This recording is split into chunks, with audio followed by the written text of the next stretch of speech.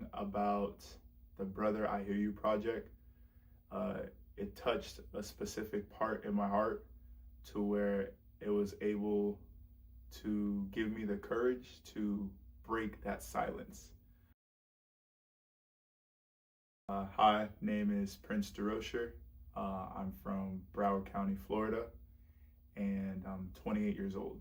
Brother, I hear you. When I think of that, I think of a man just walking through life with tons on his mind, a lot of things weighing on his shoulders, whether if it's burdens of family, loved ones, friends, or just honestly in life and how crazy things can be. And just hearing Brother I Hear You, it's just something that it honestly makes a man melt to where you feel like someone actually cares. And soon as Kaya reached out to me and told me about the opportunity to go ahead and speak my testimony, I've always been a huge advocate on being able to tell your story, because you never know what your story can do for someone else.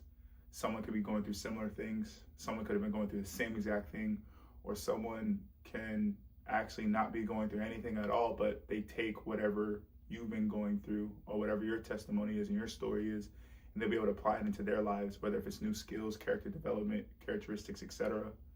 And yeah, so here's my story. Growing up here in Broward County, actually my family, we were in Pompano Beach, Florida at first, and my mother wanted so much better for us. She actually at that time worked 3 jobs to be able to save as much money as possible to go ahead and help us get us a house in Coconut Creek. And my dad, I think he was working one job. He was working at Publix in the deli, but then he also had his catering business on the side. And both of them together saved as much as they can back in 2007 in July. And they were able to go move us to Coconut Creek. Now, when I moved to Coconut Creek, for everybody that knows me, just growing up, whether if you're around me, friends, etc., everybody knew that I had that big house in the neighborhood when you first house on the right. And man, the compliments, the validation, the attention that I would get just from, being the new kid that got a big house. And everyone loved like how my house looked. And I mean, I'll be honest too, like I loved how it looked on the outside as well. And we were all super happy. I was so young at that time, so I didn't really understand how hard someone had to work to own a house. But even though everybody used to compliment or just love everything on the outside, nobody knew how things was going on the inside. And with that same type of example or analogy, it kind of ties in figuratively of how it's the same with men. We're wired to be logical thinkers. We're wired to necessarily problem solve as much as possible. And not only that we're wired to be logical and to problem solve as our instincts, but we're also told at a very young age by society, even to our parents, to compress our emotions. And growing up, you hear a lot of, you're tough, you can do it, or come on, wipe your tears, keep going, be strong, be, etc. So it's like, it's the same analogy of, on the outside as a man, you actually, everything looks good on the outside. You look all well put together. But when you open those doors to a man's heart, or even to a man's mind, because it will be very, very, very, very rare for a man to truly open his heart. But to get into a man's mind and to kind of just explore his thoughts, daily struggles, daily thoughts, issues, doesn't even necessarily have to be dark, but it's just so much that goes on thinking like thousands and thousands and thousands of miles per hour of how many things that he wants to accomplish or fix or take care of. It's a lot. So kind of going back into tying in with that house is inside of my home. We were battling lights being on month-to-month basis, behind on mortgage multiple times, had family issues, tons of family issues, tons and tons of family issues. Fast forward into 2000, and I think that was, 2010, May 14th, 2010, is the day my mom and dad decided to go ahead and separate. I was in 5th grade at that time. My brother was in kindergarten, and I just remember I was in Miss Paymer's class at that time, and I was such a wild kid, like such a wild kid.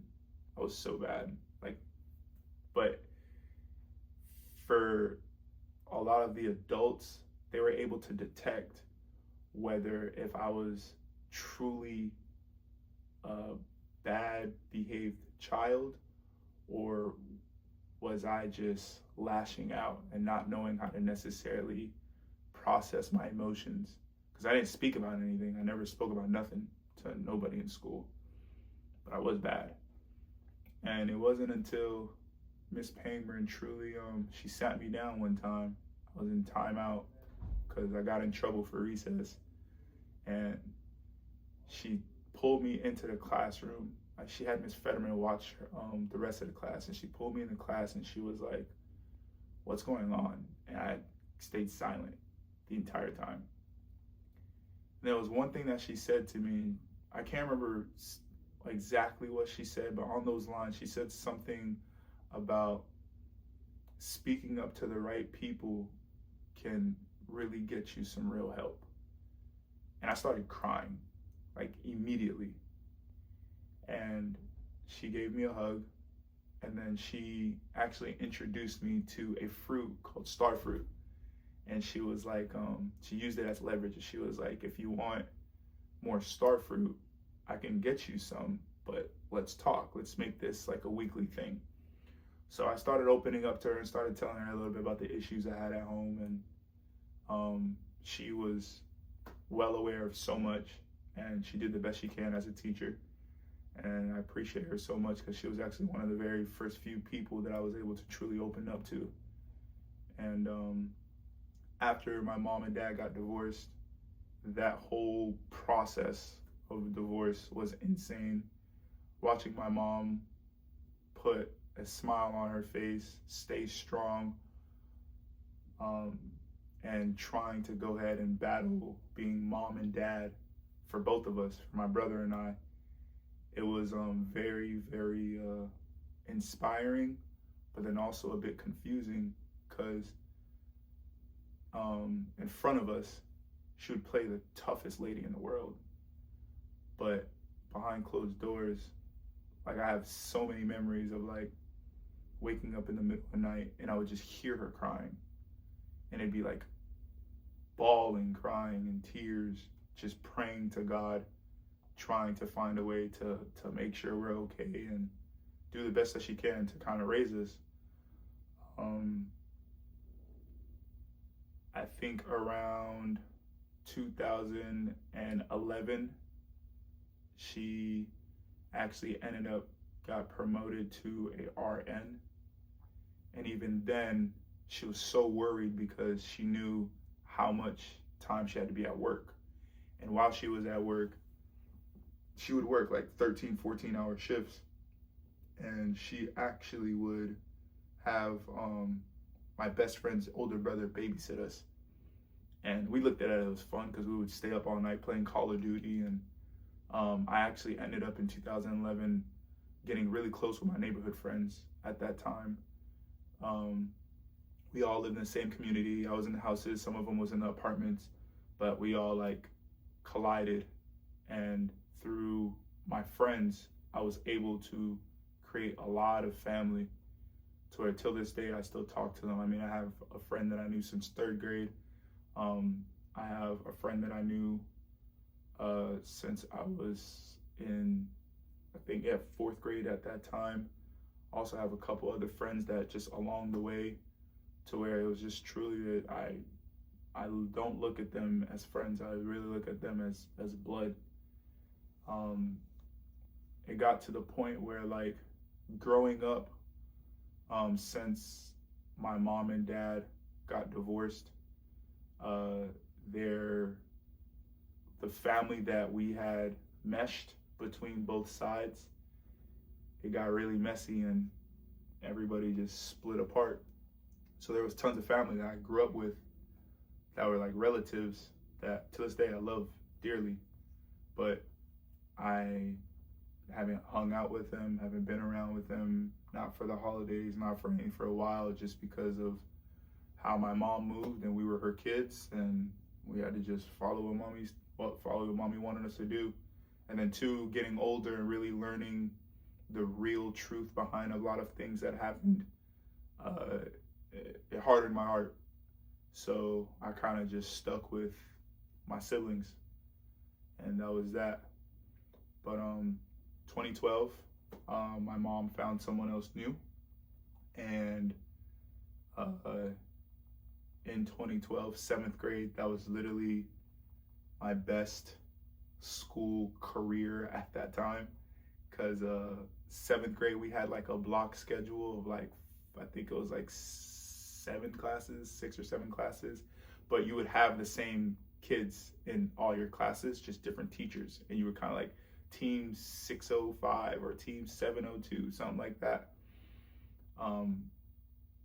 And the kids that were in that class, again, like I actually still have the class pictures still in my phone, because they were like family. They seen a lot 7th grade year, even though a lot happened in 7th grade year. They were just there for me through thick and thin with literally everything. But 7th grade year is when my little sister was born, and she was born 3 pounds prematurely. She was 3 months early. Yeah, my mom had her at, I think, 6 months. Yeah, she was at 6 months. My mom had her. It was an emergency C-section because my mom was dying at that time. And while she was at the hospital, I got a phone call. I didn't answer, I missed it, but then my stepdad had got that phone call at that time, and he answered, and then they told everything what was going on.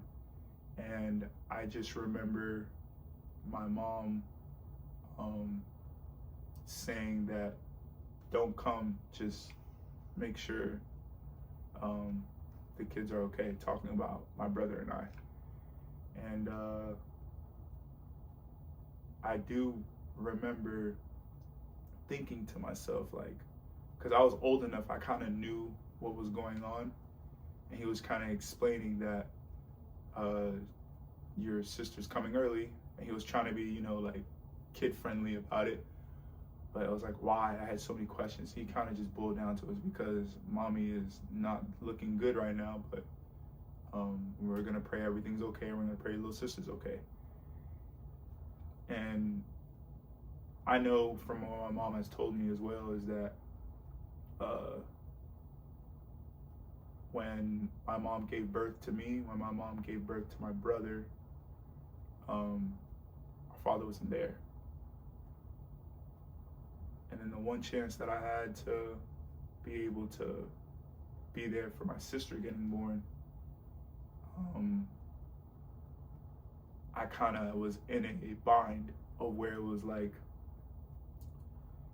well, I can just, you know, not listen to my stepdad and find a way to get to the hospital.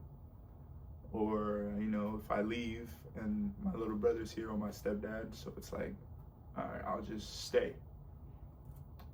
And as I got older, a lot of that been weighing on my mind, because as any woman, they would want, you know, either the father of their children or their children to be at the hospital, because it's such a beautiful moment for a woman, but also just for the family.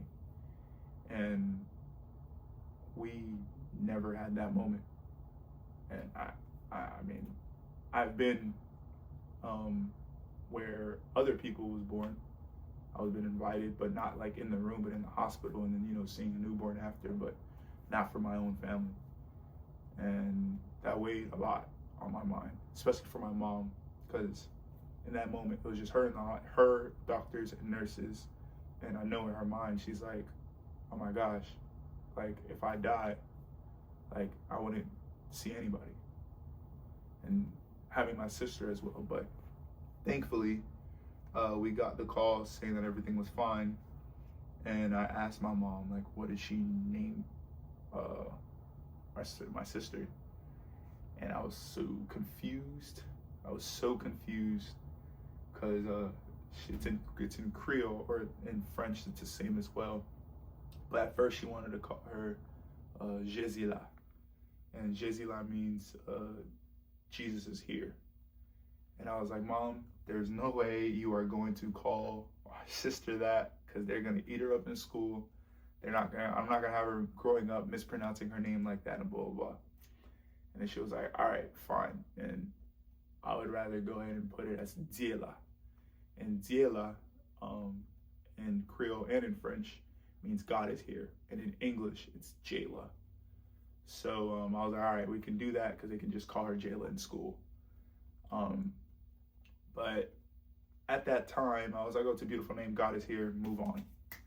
But then as I got older, and she started telling us the story behind it, once I got into like high school, and I really started talking to her over and over about her experience, is when it really connected with me, to where it was like, really was a miracle.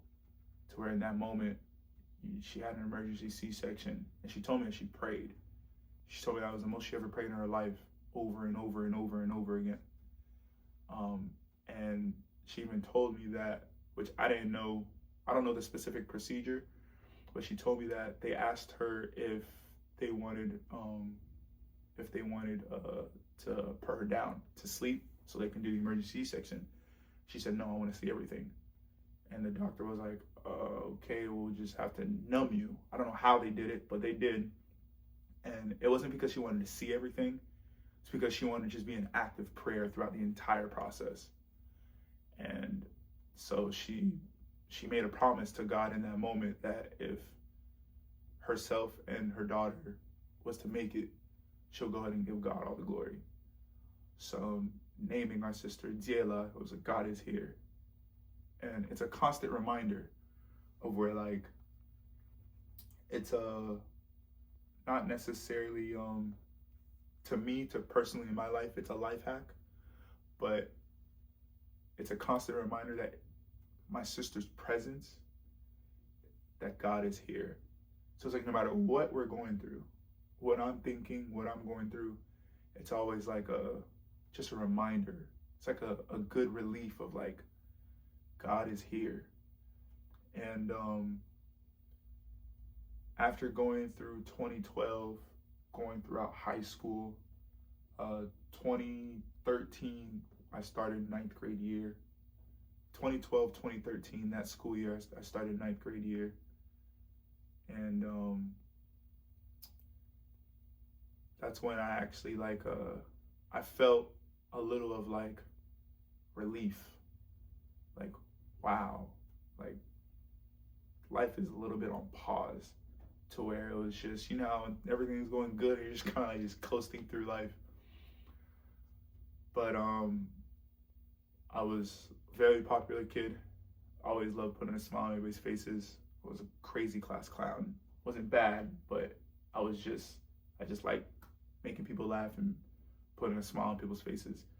Teachers and staff used to always be like, why? Like, we know you're so much better than that. Like, we know what you're doing, but like, why are you doing it? I didn't really understand it at the time. I was just like, yeah. Anything to make people laugh, so what?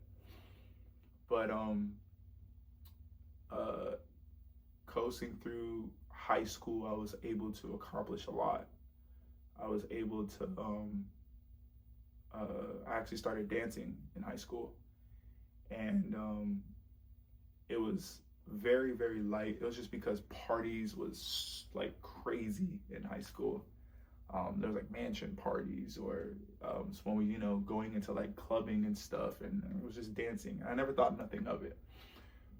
But when my sister turned 4 years old, and I was in, I believe, 10th grade, that entire year of 10th grade, I'm not kidding, as like for people that really know me, that literally the entire year, month after month, somebody died in my family.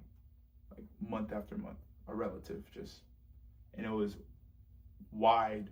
I'm talking like little cousin who was 2 years old drowned, all the way up to my grandma passing, and it was any age in between. And it was so heavy, but it didn't hit home, but it was heavy. And then even around that time, it got crazy to where the icing on the cake was my stepdad had passed. We found out that he ended up having stage 4 pancreatic cancer. And everything happened so quick, so fast, from the moment we found out to like 3 months later, him passing away. And I just remember my mom being so heartbroken. She was just heartbroken, completely heartbroken.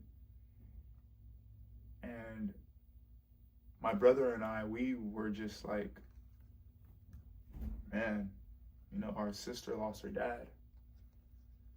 But then in the back of our minds, as us talking, we're like, well, like our dad's not really around like that either. So it's like, she'll be all right. She got 2 of us, like we're good.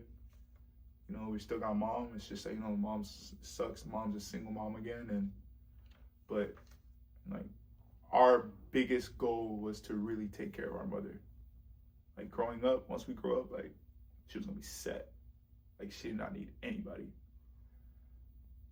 But it was a very, very, very sad moment in our family of him passing, because the relief or that feeling of like, I guess, a sense of like stability that we had, it just all crashed and burned in like a split second. It was literally so fast.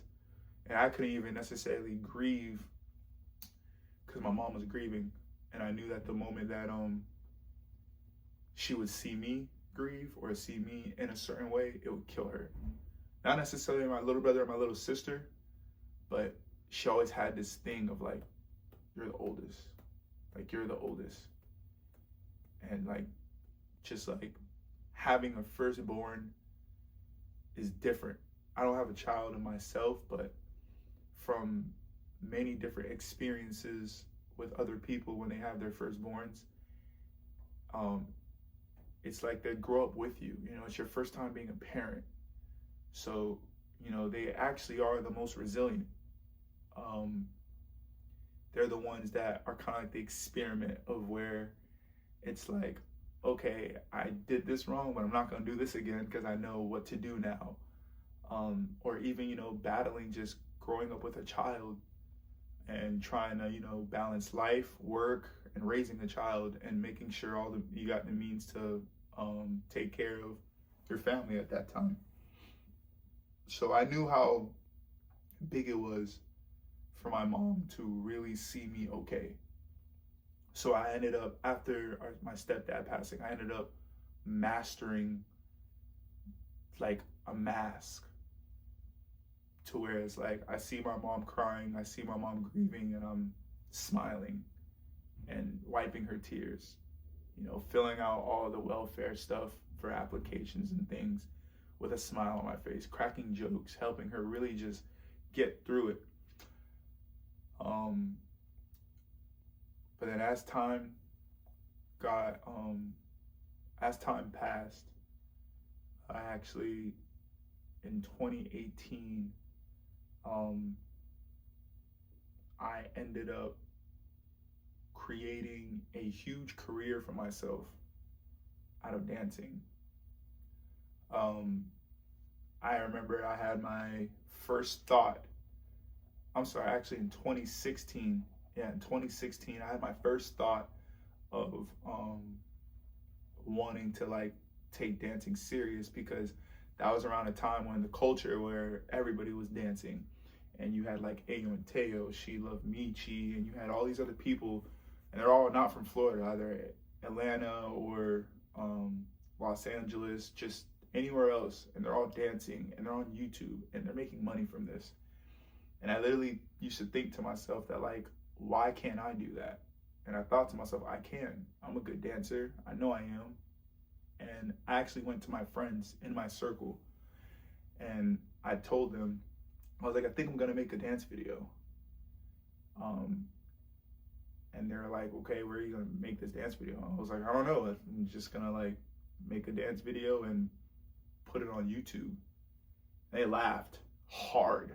Like I'm talking like every single thought I had of like creating this page, it just like crumbled.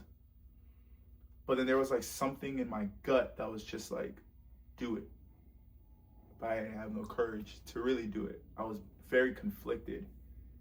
And it was honestly like the gift of discernment. Because like discernment means it's like to detect, or to kind of like be able to like make a good judgment. And the thing is that discernment can really make you look like a villain in rooms where denial is the culture. So it's like, if you're, in my example, if I'm sitting here, trying to go ahead and make a dance video, and I'm telling all my friends and etc., and they're all like, what? Yeah, right. Are you kidding me? And I'm like, nah, like, I think I really can do it. And everybody's looking at me crazy because they're all in denial. But that was the culture. That was literally the culture of where it was kind of like anybody that kind of started doing anything that was out the ordinary, it was like, yeah, right. Like, you're not going anywhere. Like, there's no way. Because who from down here does anything like that and actually like either like quote unquote make it? So I went home, and I was so like hurt about it, and my brother noticed it, and my brother was like, what are you like doing? Like, what are you thinking about? After I was like, I want to make a dance video. And then he said, okay. And it's crazy because I think at that time I was 17, I believe, and my brother was still in middle school, so maybe he was like the max 12 years old. And like, this is the crazy thing about kids, of like how simple they make things. It's us as adults that make things way more complex, solely because our emotions get tied to things. But I said, I want to make a dance video. He was like, okay. And then after I was like, but like, I told him everybody that said that you can't do it and don't do it. Like, you're gonna be a laughing stock, and how I wanted to make a YouTube channel. And he was like, so make the dance video. And then I was like, but everybody said I couldn't. And then he was like, who cares what they said? Just make the dance video. Like, he was so simple and like just like tunnel vision about it. And then I even ended up trying to convince him why I shouldn't make the dance video based off of what everybody else was saying. And after I even gave him like my last excuse, because I was thinking, if all my friends are saying it, like, it's everybody else could think the same thing. But my last excuse was like, I don't even have a camera. Like, I would just like record it on an iPhone. And then he said, so make it on the iPhone. I was like, I don't have nobody to record it. He was like, I'll record it for you. So he's like, are you serious? And he's like, yeah. So then I chose a song, got ready, went outside, and I showed him like the manual shake effect, like before CapCut and before all these edits. Literally would just take the phone, and every single time you do a specific move, you would shake the phone just to get like an earthquake shake or effect. And he did it. I went home, I edited the video on Windows Movie Maker, and it was atrocious. I looked at it like, this is the worst, like crazy. But again, that gut feeling was like, just do it. So I created a YouTube channel called Obey Prince, and I remember clicking enter, closed the computer. I never looked at it, did not care to look at it. Now, as I was in school, like the next day, as I was in school, my phone kept blowing up, and I was like confused. And then I looked at the notifications. It was YouTube, and I was like, what's all these? I clicked on it. I had over 10,000 views, and I had so many comments. And then I think at that time I had 300 and some change subscribers. And I showed my friends, and it felt so good to be like, look. And it got to the point where, because I was doing so well, they wanted to be a part of it. Now, a lot of you guys will look at that as like, oh wow, now you guys believe.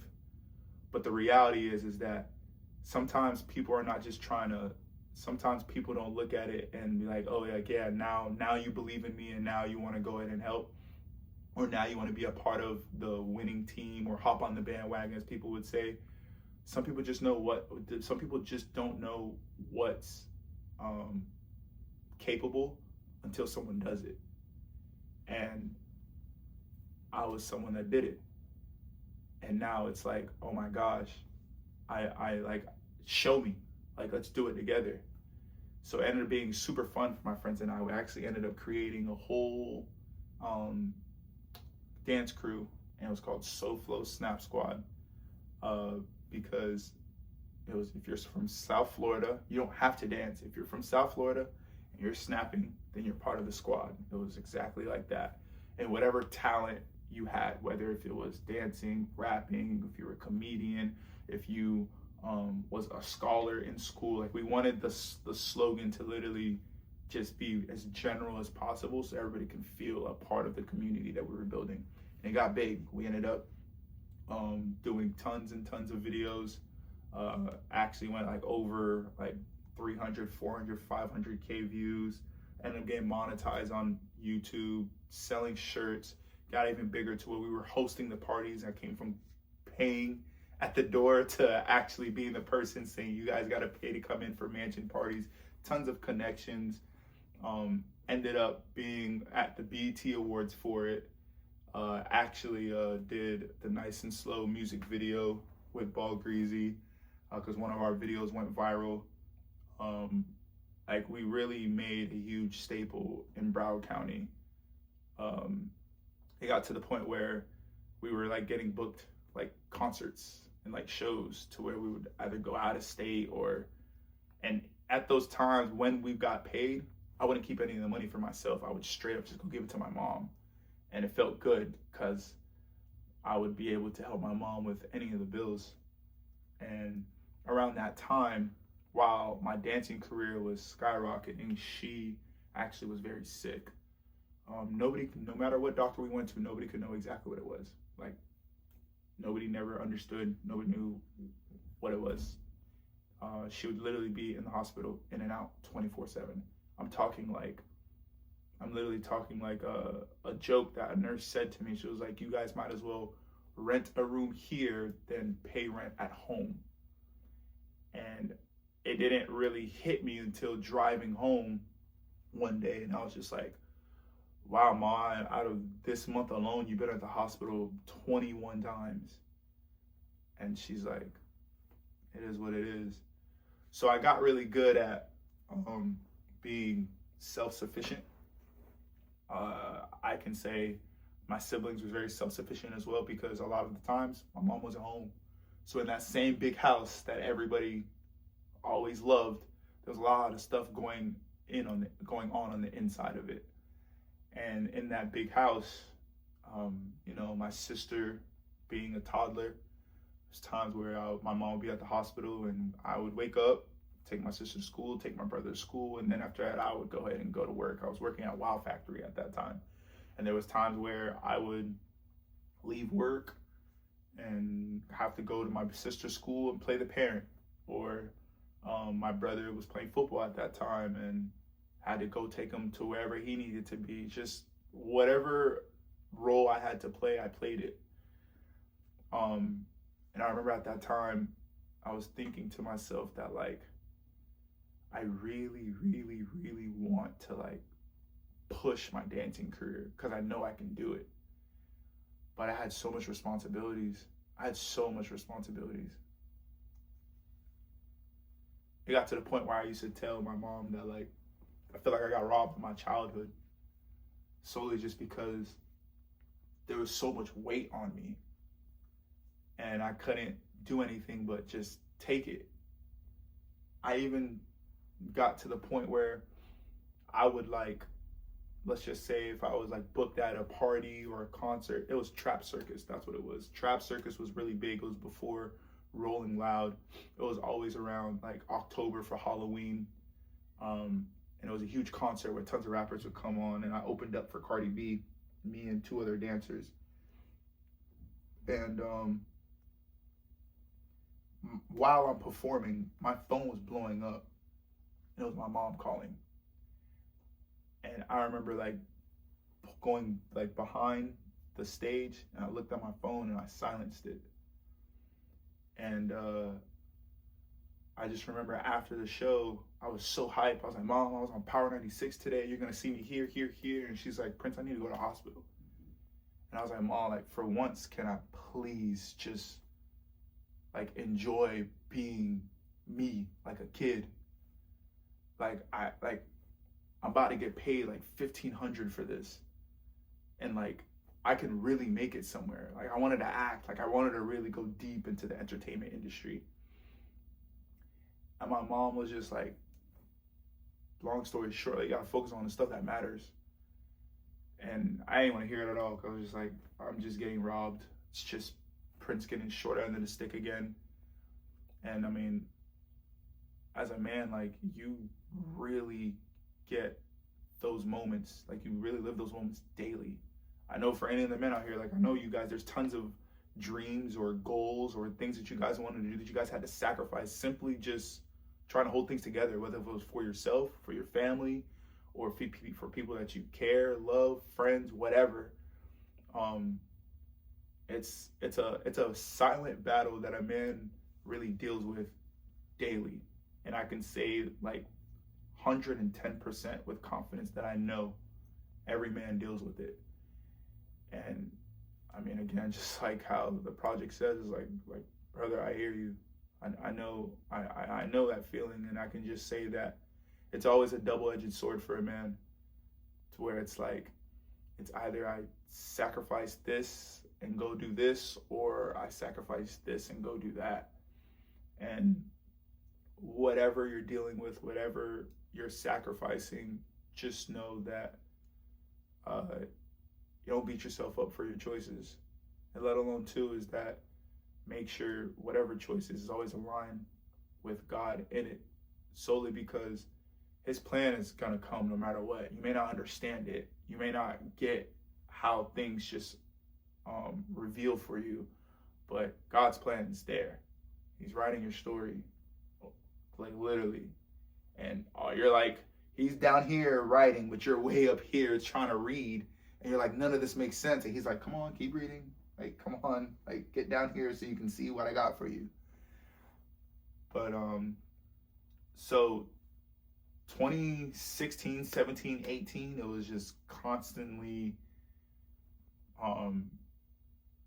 tons of partying, dancing, shows. And I was never the type to like, when I say partying, I'm not saying like I'm blasted, drunk, or doing tons of drugs. Like, if it didn't make money, it didn't make sense to me. That's literally what it was. Because I know for me, it was like I literally treated it as if like I got a family to feed. And I knew that if I was dancing, I knew if I had an opportunity, I knew if I was able to make a video, whatever the case may be, is I'd be able to bring the money to go home. So it was like a win-win for me. It's like, yeah, I'm partying, or yeah, like I'm, meeting celebrities, etc. But I'm able to take this home as well. But 2018 ended up becoming the worst year of my life. And my mom passed July 25th, 2018. And I just remember, I remember getting that phone call. I was trying to fill out power of attorney papers and flip the house, the deed of the house ownership to my name because I was as beneficiary, etc.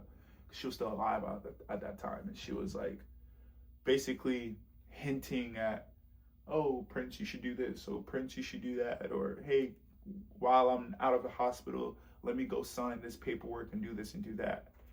But like, I would tell my mom, like, why are you acting like this? Like, you're not going anywhere. Like, she's like, I never said I am. Are you crazy? Like, what? Me? Nothing. She made it really seem like she was immortal. This woman had back surgeries. She had retina surgeries. She had gastro something to where like bile kept coming up, and it's like a black liquid that she would throw up tons of times or spit out. Like, she had tons and tons and tons and tons of stuff, that medical work that was done to her. And wait, so all of these health issues were over the course of like her life or your life with her, or within the the time that she's been in and out the hospital? It was in the time in and out the hospital. It actually got worse when my stepdad passed. Okay. And that's where I realized that like true disease and everything is a heartbreak. Yeah. So for 4 years. Yeah. Yeah. That's when it really started like spiking.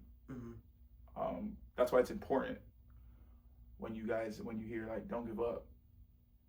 That's why it's important to really cling on to God. And I'm not saying isn't like, our Father who art in heaven, hallowed be thy name. I'm talking like real conversations with God. None of that recited, repeated prayers, solely because when you mentally tell yourself, I give up, you physically feel your body shutting down.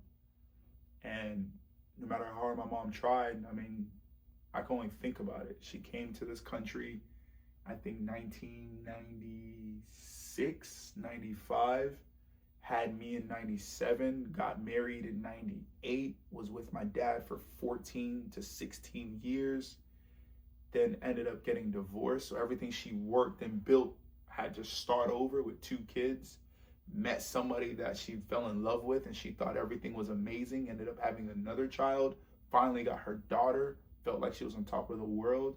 Then he passed away. It wasn't as if like they were done. They were actually was planning to get married together. And ended up passing away. Not something that he could have controlled. It was, he literally got diagnosed with cancer. And then to really feel like I have to start all over again, knowing how hard it was from when it happened with my father, I know it killed her. I know it. I know it for a fact. But I do remember getting that phone call on July 25th, 2018, and I was literally in the process. I think the person that was helping me literally said, all we have to do is get this paperwork for the deed of the house to your mother so she can sign over to you. And I was like, oh, give me 1 second. My phone keeps getting blown up by the hospital because it was a Delray number. And I said, hello? And then the doctor was like, hey, is this Prince? And I was like, yeah, what's up, doc? How you doing? And he was like, look, this is no news I would ever want to deliver. And then immediately I was just like, what are you talking about? Like, what's up? What do you mean? What's going on with my mom? And then he told me my mom passed and told me that she ended up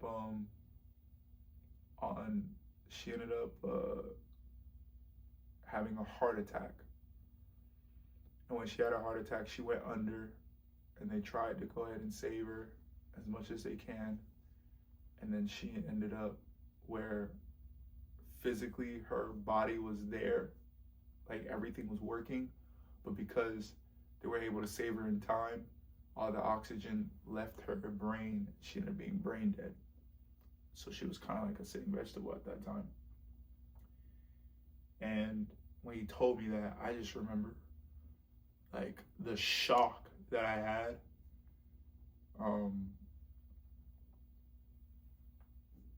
tears was just flooding like hard. I remember telling the person in front of them that I don't need this paperwork anymore, and I ripped it up. I was telling my mom passed, and I need to go tell my siblings. I remember going home, telling my brother, and I had my other best friend, he lived with us. They were in shock, couldn't believe it. Called the family up, ended up going to the hospital. And it was just mind-blowing. It was just mind-blowing. I really couldn't believe it till this day. And you were 20 at the time. I just turned 21. Yeah, I was turned 21 in February, and then my mom passed in July. And I remember driving to the hospital, and I remember like so many things running through my mind of like, I don't know what I'm gonna do. Like, she literally all we had. Like, when people lose family, like, people lose them by like, you know, I lost my uncle, or I lost my dad, or lost my cousin, or lost my sibling. But to us, our mom was as equal as to like losing a whole family. Because it was literally just 4 of us in the house. She played mom, dad, friend, cousin, uncle, sister, auntie. Like, she played any role for us. So the weight that we felt of like her being gone, we literally lost all of our family. And honestly, till this day, like when it comes to like holidays, when it comes to everything, like we don't be around anybody. And it's just like, it really was mind-blowing at that time. But the one thought that ate me up, and even till this day it does cross my mind, is that for every super important moment for my mom, I was never there. And it was just always out of my control. Because it was like, I mean, I was born in 97, but it's like, you know, I was newborn. I wish I was already born, and then, you know, I could be there for my mom while she was there. Or when my brother was born, I begged my father in 2001, please take me. Like, I really want to go. I was 5 years old at the time, and I remember it so vividly. Begged to the point my grandma took me out of the room with my dad because I was sleeping same bed with him. I was watching Samurai Jack, and I remember like telling her I want to go to the hospital because my baby brother's going to be born. He didn't want to take me because he was too tired from work. And I had this huge tantrum. My grandma took me, and I slept with my grandma that night. And then even, you know, my sister being born was not there for that either. And then now to be like, you know, like her last breath, like I was not there. And it's like, I had business to take care of. I was just literally following her orders of whatever she needed me to do. So many things went through my mind of where it was like, I don't care about none of these parties. I don't care about none of these bookings or videos, shoots, or so many phone calls I ignored or I dodged. She used to call my friends just to get in contact with me, and I'd tell my friends don't answer. I was like, I was just not there. I was not there. And even though I was taking care of business, even though I was really trying my best to really battle that double-edged sword moment of like, you know, like I got to take care of this to do this for my mom. It's like I wasn't there. And it's something I still battle to this day. I pray about it a lot. A lot of people I talk to about it, they say, you know, don't beat yourself too much because at the end of the day, you're really trying to do the best that you can. And even I know for a fact that my mom was sitting here, she would tell me, nah, you did exactly what you needed to do, what you were supposed to do. And that's where it's like, you know, like when people say, like, as a man, there's so much weight and so much that you just bear to deal with because The job has to get done. It's like a man wakes up every day. If you're happy, you're going to work. You're happy on Monday, you're going to work. You're sad on Tuesday, you're going to work. You're tired on Wednesday, you're going to work. You're angry on Thursday, you're going to work. You're confused on Friday, you're still going to work. You got your days off Saturday and Sunday, and there's probably things that you got to do around the house. There's probably errands that you got to take care of. There's probably goals and dreams that you have for your family, of where like on your off days, that's where you really work on it, because as men, we don't care about the present nor care about the past. We care about the future, especially when we have loved ones attached to whatever our future and the vision is, because we want to build something better. So it's like, if it doesn't fit the vision, if it doesn't fit the future, we're not really caring to do it. And let alone too is if we put ourselves in a position to where it's like what we're doing in the present doesn't necessarily align with the future, we get it. We would even internalize our own emotions. We would even ignore our own self-development or our own mental care or our mental health just to create the vision or the future that we need to achieve. That's our hope. Like, that's our moment of like, I did it. Everything that we sacrificed was not in vain. So yeah, that is exactly how that ended up going, where buried my mom a month later. Even dealing with family, it was crazy. Even dealing with family, it was crazy. Like it got like insane. Thank God my mom had investment accounts and life insurance set up, and she taught me exactly what I needed to do with everything, whether if it was like, you know, financial literacy or learning about how to manage certain things and etc. And it was just ironic how once I turned 21, because by law, once you turn 21, when it comes to assets or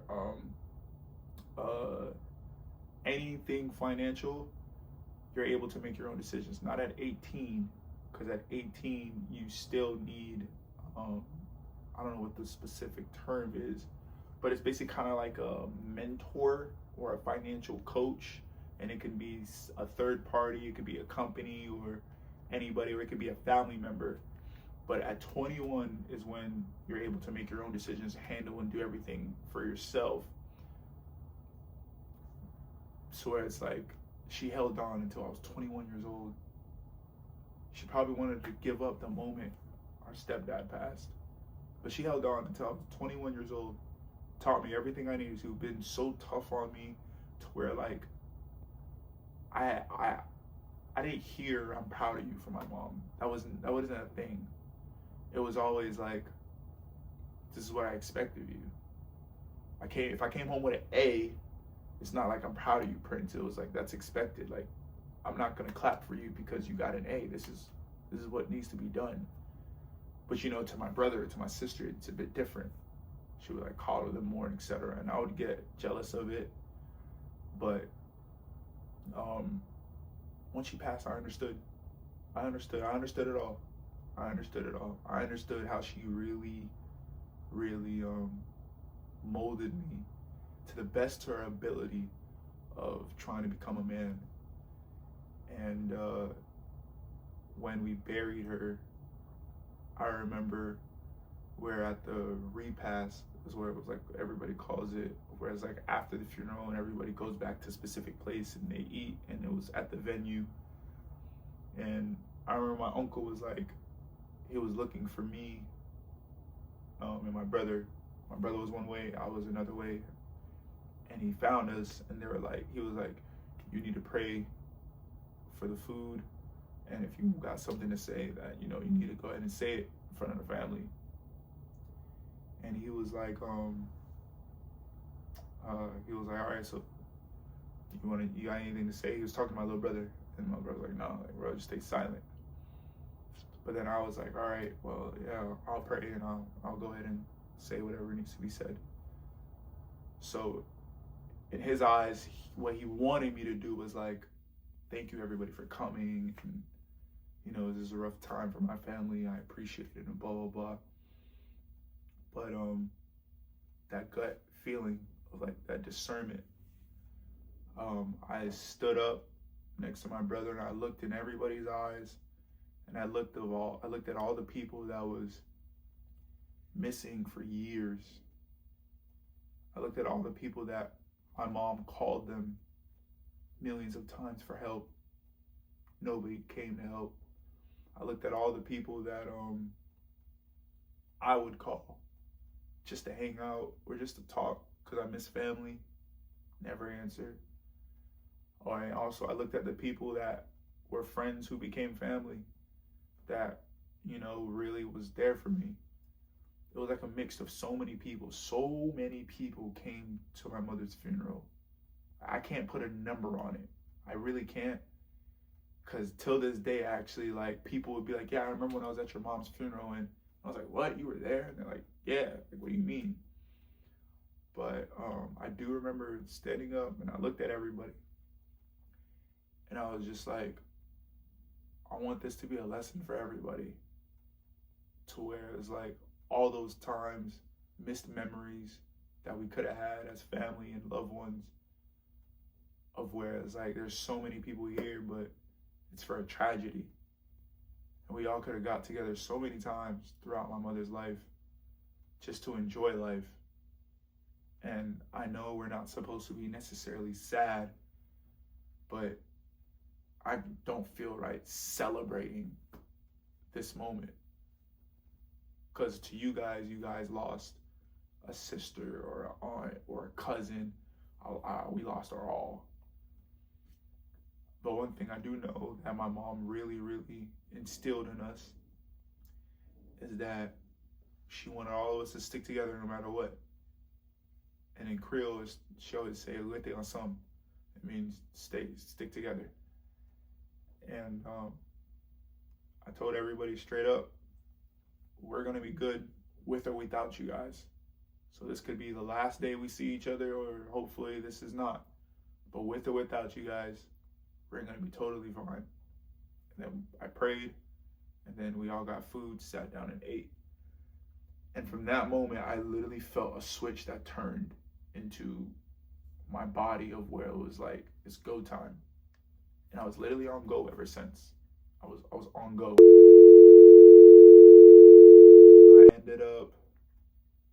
I ended up getting married